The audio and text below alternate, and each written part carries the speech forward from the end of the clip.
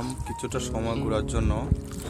আর এই জায়গাটা আসলে মনোমুগ্ধ হয়, এত সুন্দর একটা জায়গা দেখতেছেন। নৌকা নিয়ে আমরা ঘুরতেছি এই নদীর মাঝে, এত সুন্দর একটা স্রোত যে আপনার চারদিকে গাছগাছরা আছে এবং আপনি চাইলে এখানে ঘোরার জন্য অনেক সময় নিতে পারবেন। আবার এতটা আনন্দ নিতে পারবেন যে এই আনন্দের মাঝে আপনি হারিয়েও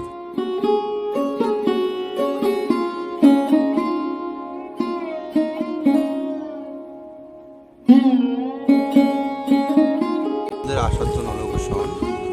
আপনার যদি চাঁদপুর বা কুমিল্লা থেকে আসেন তাহলে আপনার এসে দহভাঙ্গা থেকে চিংড়ি আসতে পারবেন। এত সুন্দর জায়গা বলার মতো আমরা দেখছি। এই যে আমরা যে ব্রিজটা, এই ব্রিজটার কাছে পর্যন্ত আমরা যাব। তো এখান থেকে ঘুরতে ঘুরতে আসলাম এখানে। এখন যেহেতু আকাশটা মেঘলা হয়ে গেছে, তো আমরা এখান থেকে রিটার্ন যেতে হবে। দেখতেছেন খুবই সুন্দর একটা জায়গা। জায়গাটা আসলে যদি আপনার মেঘলা আকাশ না হতো তাহলে আপনারা আরও সুন্দর দেখতে পাতেন। এখানে আপনার মেঘলার কারণে দেখেন এই হলো বাগিনা অঞ্জয় গানে ব্যস্ত আছে, এই জন্য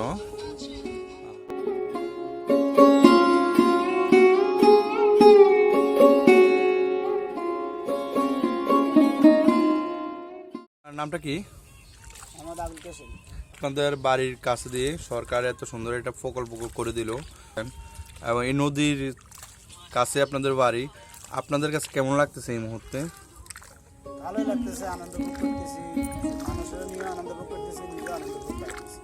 আপনারা আনন্দ দেন নৌকায় ঘুরে বা ঘুরতে গেলে? ভালো লাগে। ওনারা এখানে আসলে আপনাদের এই এলাকার সম্পর্কে কি বলে, ভালো বলে না খারাপ বলে? অনেক ভালো বলে, অনেক দেখতেছেন আমি খুদরি একজন নৌকার মাঝির সাথে কথা বলতেছিলাম।